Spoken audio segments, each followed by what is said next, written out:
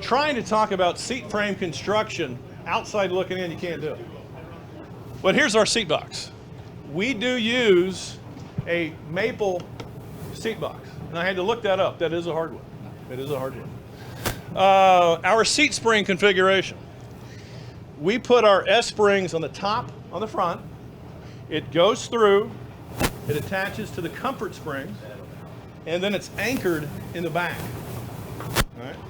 It gives it a lot more strength because our competition, they mount their spring either on the top or on the side, and on the back, either some of them have a little small spring, most of them don't, and it's attached right on the side. And so every time you sit down, the integrity of the frame is collapsing. It's pushing in, all right? So between the strength of the hardwood, how we configure our springs, and the unibody construction,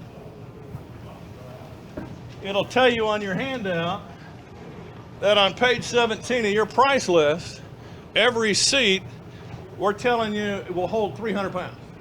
And this is a company, if you're new, we only print stuff that we really have tested, okay? So it's there, it's 300 pounds, all right? So that's a big deal. Next thing I'd like to talk about is our seat foam, all right? Because again, when I look across at, especially at my big box store, but this goes to every store, you see a lot of saddle seats, bucket seats, but then, you know, for years, we've had this page in my price list, and I've never paid attention to it. In the last year, I've been doing sales meetings on this page, all right? Because there's a lot of stuff that we do that, again, nobody does, all right? So when we start off with our seats, now you can come back over here. Where is my, okay. So underneath, we have, and somebody mentioned it back there, a flexilator. This is a big deal, all right? So the flexilator is on every recliner, or in every recliner, and on every motion recliner, on a motion sofa, all right? This acts as a mesh wire grid protecting the steel seat springs from that polyfoam. Because if we didn't have the flexilator, this foam would get inside the seat springs and start going through, and it acts like a cheese grater. It shreds the foam, all right? So when you flip over in your meetings, when you flip it over, I mean, I've got one, and I promise you, Corey will send you one, but you can feel it. You can just feel it up and down the chair. It's a big deal. It helps that foam last a lot longer, all right?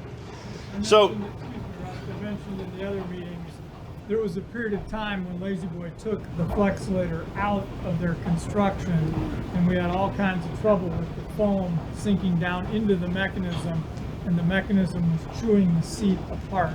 So they quickly put it back into the construction. right. So with that, and I don't know if you mentioned it back there or not, every manual recliner is engineered to be opened and closed 5 times a day for 50 years. That's what we engineer our product for, all right? So stuff like the flexilator, making it last a lot longer, is a very big deal. Speaking of revolutions, our power units are engineered for 25,000 revolutions. That's 13 years of opening and closing 5 times a day.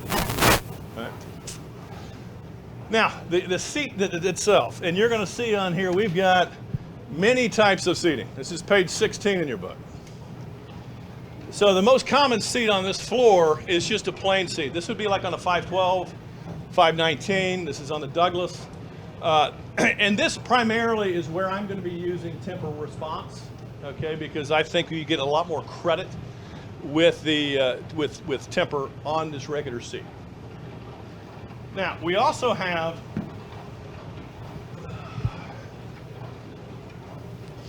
different types of bucket seats, all right?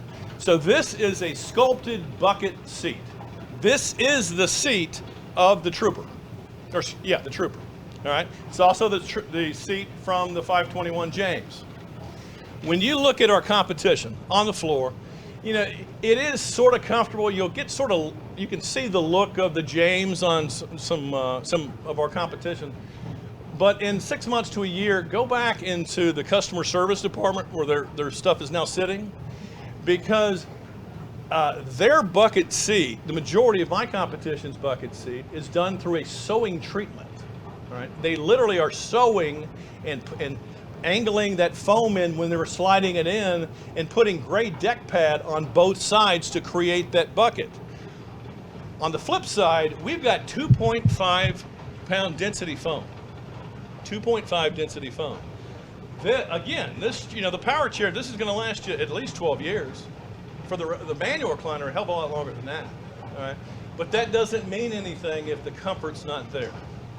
So this is the Trooper, and this is a big deal. And seeing, like Randy said, all right, arm foam.